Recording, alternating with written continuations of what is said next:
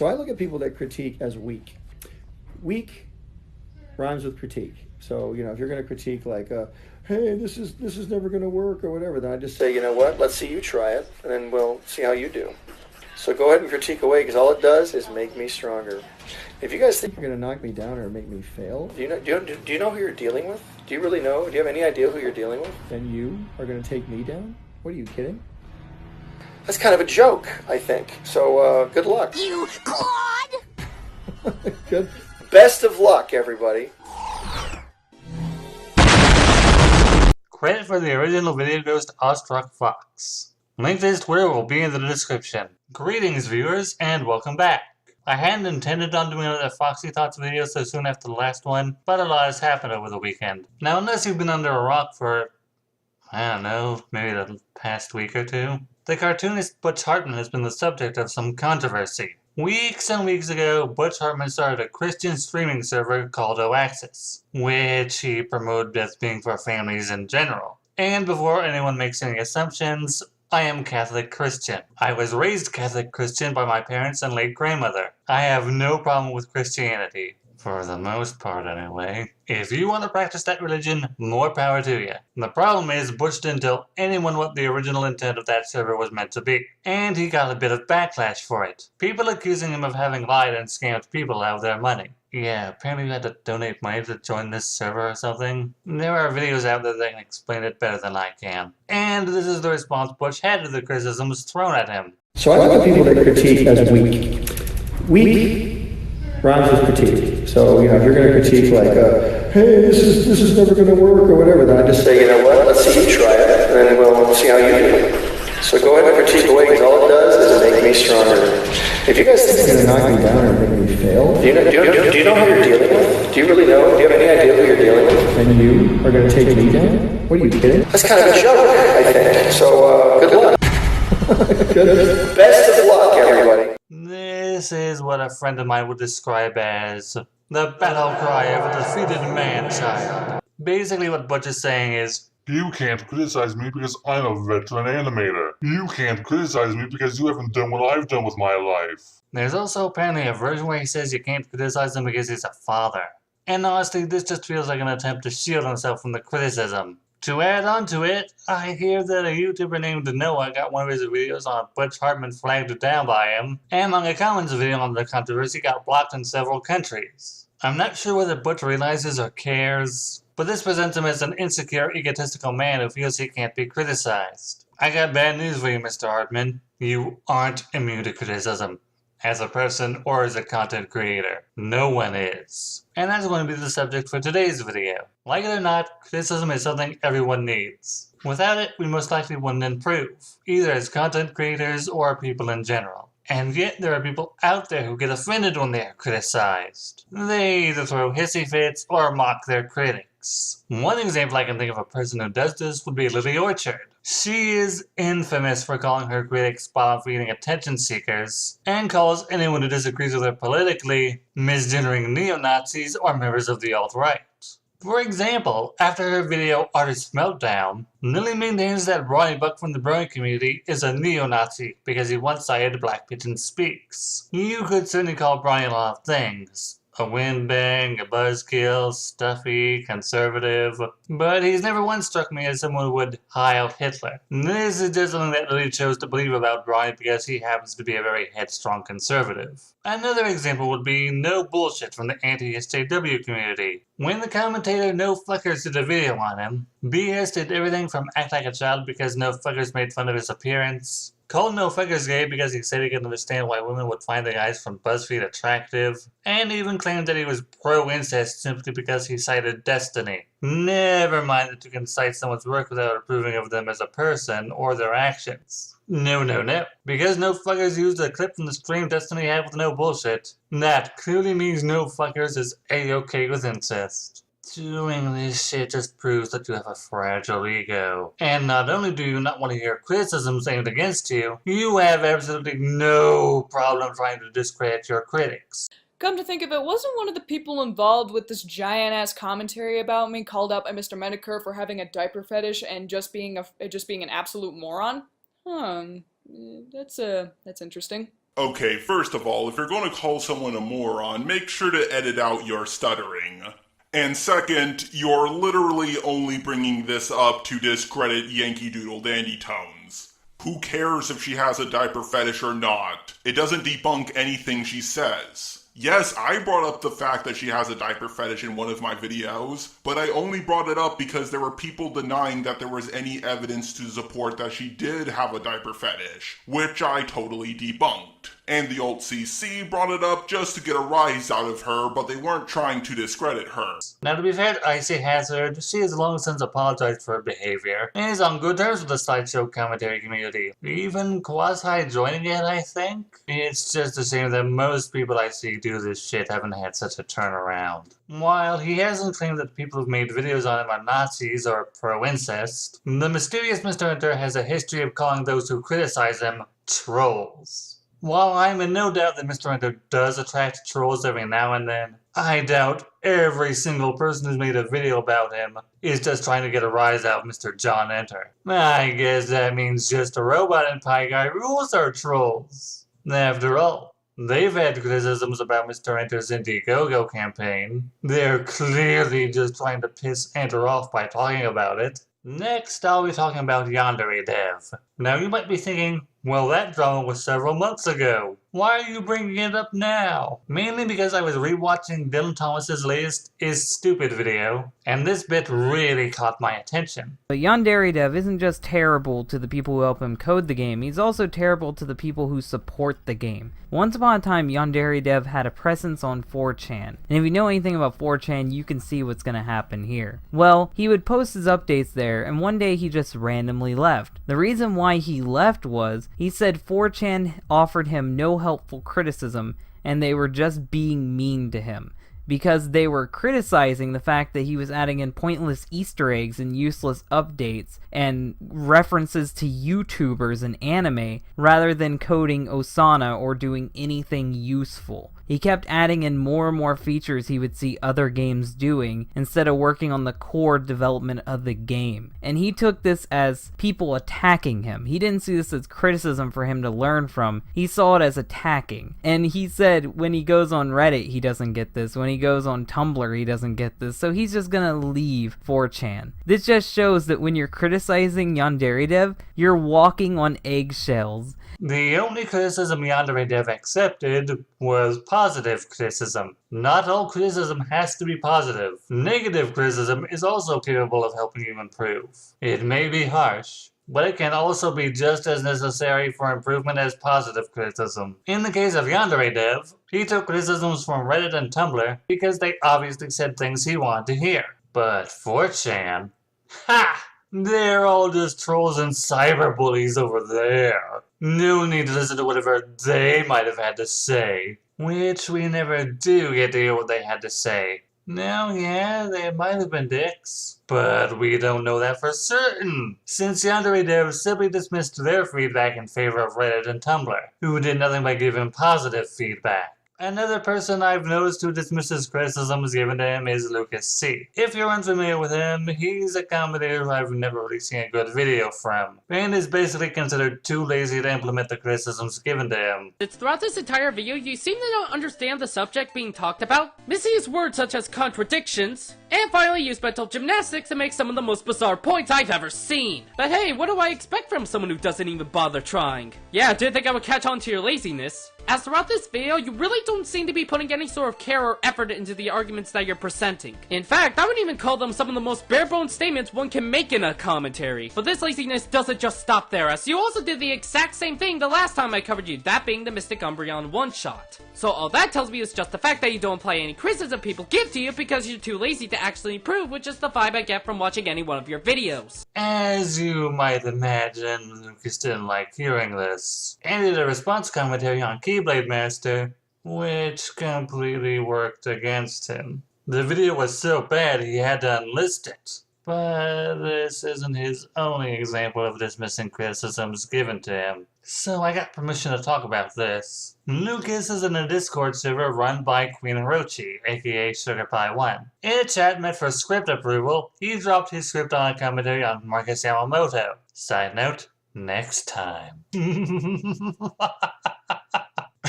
Back on topic. Lucas asked for feedback, and after reading the script, people told him that it was heavily disjointed, relied too much on his own sense of subjectivity, relied too heavily on definitions he just found around on the internet, felt like he was just trying to copy what other commentators before him had been doing, like Ponder Sprocket, and that the script was an overall confusing mess. Lucas wrote off their criticisms as, and I quote, needless nitpicks, and said he had simply asked just so he could start recording and editing the video. This started a massive argument with everyone in the chat. Lucas refusing to listen to what anyone had been telling him, and saying he just wanted to do the video the way he wanted to do it. Now, no one ever said he couldn't make the video, but he'd asked for criticism and was throwing a fit when he got it, which really pissed off a lot of people. And now I will talk about the Serpentine Queen herself, Sugar Pie. She's a relatively new commentator who put out her first video on the user Psylocke Hawk.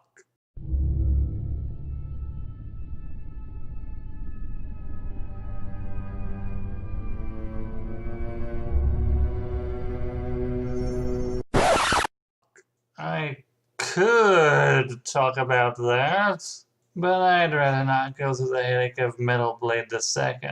The new Pokemon. Oh god, did they drop the ball on this one. Whether you like the direction they took the designs or not, there's no questioning that objectively, these are some of the dumbest motherfuckers we've seen thus far. Psylocke, you dumb idiot, moron, face. That's completely subjective. Then how do you explain all these memes? There's so many memes! Nearly every Pokemon from Sun and Moon is its own meme. You do know that. Wait, why are you suddenly a Jolteon? I changed my avatar to something more fitting. Originally, I was going to come out and have Sugar should try and work on her audio editing for future videos, but she told me that the person who had edited her audio for this video was Kainu, aka the Dark Commentator. And since that's the case, Kai, you really should have listened back on this audio. It's really jarring when compared to Psylocke's video, and kinda makes my skin crawl listening to it. And my point about the microphone still stands, Sugar. If your mic quality isn't the best right now, I recommend tinkering with it a bit, or saving up for a new microphone. Also, it might have been a good idea to change your avatar to Jolteon prior to starting the video, or after explaining who you'd be covering and what the subject was. Changing your avatar on the first interjection was kind of awkward, not gonna lie. I'm not the only one who saw flaws to Sugar's video, however, since the commentator Luxter did a commentary on it, and honestly, I didn't like it. It's probably the first video from him I hadn't watched the whole way through when he first put it out. Have this video out of the way, namely the pacing. This is a consistent problem throughout the commentary, but this segment does a good job at showing how rapidly disjointed it can be. You start off trying to make a point, only to have Pi, the Jolteon, interrupt you for a joke. Afterwards, you get back to the points you were trying to make, where you proceed to explain everything at lightning speed with very little pauses or room for thought in between. This makes the video a lot harder to keep up with in my opinion, because not only does the way you haphazardly throw in jokes distract from the overall points you were trying to make, but the breakneck pace you use to deliver these points gives the audience very little time to understand what you were trying to say. Now, for the record, I'm not saying you need to go at a snail's pace in order to be understood, nor am I trying to say that you can't have jokes in commentaries. What I am trying to say is that your jokes could have been placed better, and that you could have had a smoother transition between your points. First off, we got Rowlet, and yes, our Trigger Lit and Poplio fanboys, but I do like Rowlet's first form the most. Hashtag Team Rowlet. My only problem is despite thinking the design looks solid enough, does this look like a starter too? It certainly doesn't to me. It looks like one of the field birds you find early on in the games. So yeah, like the design, doesn't really look like a starter though. It doesn't look like a starter. What? Correct me if I'm wrong, but I'm pretty sure there aren't any rules or guidelines to what and what not makes a starter look like a starter. But for argument's sake, let's say that there is a certain way starters look that's different from non-starters. Considering the fact that the most notable thing about Generation 7 is that it changes up the traditional Pokemon formula, one could easily assume that they decided to change up how the starters look as well. Grant. Thank you for that. Not only did you make what she was saying even more inaudible already by speeding up, but listening to that speed it made both my skin and muscles want to crawl off the bone. Seriously, why would you do this? After you just got done saying she was talking too fast already. And this isn't the only time you do it in the video either. Yeah, I know this is a subjective nitpick, but unless any of the 145 viewers who watched your commentary watched hers first, it's going to be really difficult for them to understand what she's saying here. Moving on to Litten, edgy yokai watch cat. Yeah, okay. Yokai watch? They look nothing like each other! Apart from being cats. And if this was a joke, it certainly didn't sound like it. How did this not come off as a joke? Even ignoring how his voice dropped an octave after he said this, the way the footage turns gray and falls off along with the misspelled text on the bottom right corner of the screen should have easily implied that the statement was meant to be humorous. Also, do they really look nothing alike? Because from what I'm seeing, they're both fire elementals with yellow eyes that have red in their color palette. I can sort of explain why she took that joke seriously. Her autism. Wait. Let me explain. While I don't know what spectrum Sugar is on, people with autism won't always pick up on humor. And considering Psylocke usually does his comedic skits with the audience surrogate that's meant to be as nitpicky and frustrating as possible, though Psylocke can have his emotional outbursts, I can see why Sugar wouldn't be able to tell that he was joking when he introduced Litton with his more casual tone. Lastly, I'm going to be talking about criticisms that have been aimed towards myself. If you've been following me since late 2016, you'll know that the quality of my content was pretty bad. Really bad.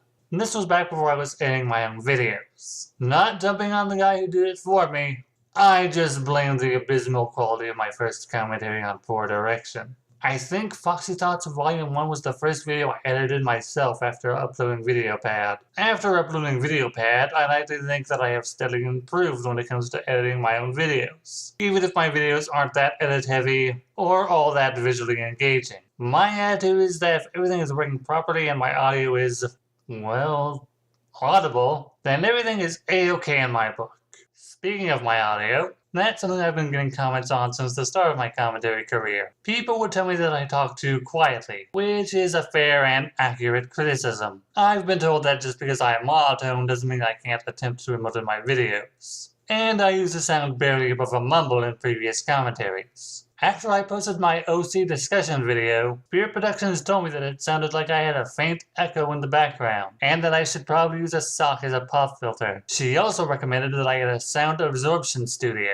Even with that, you'll probably notice that the quality of my audio is different back then than it is now. After bringing this up in a Discord server, Aaron Tempest linked me to a video on audio quality, and I've been using the compressor tool ever since. I also feel that I tend to sound better when I have some background noise in my videos rather than when they're silent. I usually like to have the volume set at 9 to 10, but if it's drowning me out, feel free to tell me what volume I should have the background music on so it's still audible but doesn't drown me out. Third subject, my avatar. Before I actually got the confidence to start making my own videos, I knew I wanted to represent myself as one of my favorite animals, a fox. My pony OC Foxwell is a Kitsune pony hybrid, and for a few of my videos, he was the face of my channel. And then I got J Foxwell, which is basically just me as an anthrofox. I like to think that I've improved on my presentation of him recently, since prior to my one-shot on Lunatic the Game, we'll get back to that, I'd been using full-body vectors of him, and he'd look either too big or too small, in contrast to whatever background I was using. When I asked the same Discord group I mentioned earlier if vectors of my character cut above the waist looked better, they told me yes. And I have to agree. You can see the expressions he's meant to be making far better now than you could before. Now for the criticisms my character has received. Profile pictures they have, including Night Eye's avatar, which seems to only tell us that he's a furry. And that's all he had to say. Not that the scaling between my character and backgrounds were awkward, not that the placement of my avatar was ever consistent, not that the fur and hair color would bleed into the background whenever I used the courtroom, just furry. Of course, this is the same guy who thinks all he has to do is look at a video's thumbnail and he'll have a valid counter-argument. This is Countess Rose, an artist from the Brony community. She had a short-lived series with her friend Firescales, where they would critique OCs from people in the fandom, and I asked them to critique mine. On top of the ears, you got a lot better contrast. It's a lot more interesting. Let's see, this is your old body color right here. Mm-hmm. And cup that with, because see the difference. Mm-hmm. And you know we can be able to distinguish you better from it. Yeah, because like grab his current coat color. See how much darker it is and how much closer to the main color it is. Mm-hmm. So I like the gradients you have on the ears and the muzzle. Mm-hmm. That's different. Yeah, you can always keep that, and with the lighter color, it would It would actually stand out more. Yeah, because it's kind of hard to see now. Mm-hmm. Oh, another thing. Don't use pure white. Yeah, see, he's right there in the corner. Let me bring out my color. It's right up there. It is pure white. Go down just a little bit. And it'll be easier on the eyes. Yeah. I mean, the only place that pure white is condoned is in the eye area. That's really about it. Yeah. So, because it draws the eye to it, and it's such a small area, therefore it doesn't hurt the eyes too much. Indeed. Mm-hmm. And it's not really, as long as it's not pure white, just a slight change, and it can make the world of difference. And the reason also white on anywhere else in the body is a little frowned upon as well, because most things appear on white backgrounds. So your character is going to be turning into nothing but an outline. Yeah. And no, I'm not saying what Sai said is invalid because he isn't an artist. I'm saying he didn't properly search for anything worthy of critique, and just went by what he saw. The same applies for my old channel banner, which was terribly bland when compared to the new one made for me by Mark's Mayhem. The criticisms Rose and Fire Scales had towards my pony, you see, convinced me to finally go out and seek a furry artist who would draw Jake Foxwell. After looking all over, a friend of mine pointed me in the direction of Little Miss Metalmouth. Little Miss is an excellent artist, and I've recommended her to several people looking for a furry artist ever since. Finally, I'll be talking about criticisms towards my videos. I've had quite a few commentaries done on me, the standouts being from Sketch TV, Toytala, and 8363MTR. Despite being sort of cool with Sketch, I don't agree with his video on me. That being said, however, I can admit that he brought up a point that I hadn't considered, namely how Kiwi Farm seemed to be getting their jollies to the Dual Tone Schemaker drama. And I will agree that my double disclaimer seems redundant and confusing. Toytala has probably done the best commentary on me so far. I feel I can say that because she had absolutely no bias in the whole back and forth between me and Sci-Fin. While she did point out that people I covered in my Avatar video didn't have great points, I wasn't completely justified in mine either. And lastly, MTR's video on my Lunatic the Game one-shot. I'll just let him point out what was wrong with the video. Really? You made a 3-minute and 10-second video about a simple nitpick? Why? I'm sorry, but did you really have to make a one-shot about a simple audio balancing issue? That really isn't needed, considering the fact that your only complaint with Lunatic's video was only an editing issue and nothing with his points whatsoever. Not only that, and I know that some commentators hates this phrase, but even with me agreeing with you that Lunatic's audios could be balanced enough, this is only just a minor issue to the point where I just have to tell you, you could have left it as a comment and left it as that. Yeah, even if I did have a point, it was still a nitpick that could have been left as a comment. I actually considered making a video talking about one-shot commentaries, but the more I thought on it, the more I realized I didn't have enough material to work with. So thank goodness I came up with a subject I could actually discuss. Like I said at the start of this video, positive, negative, or anything in between, criticism is meant to help people improve. You don't have to like the criticism you're given, and you don't always have to take it. But I wouldn't recommend right out dismissing it and pretending it's invalid simply because you didn't like what was said. This is Night Eye saying thanks for listening, and please share your thoughts with me.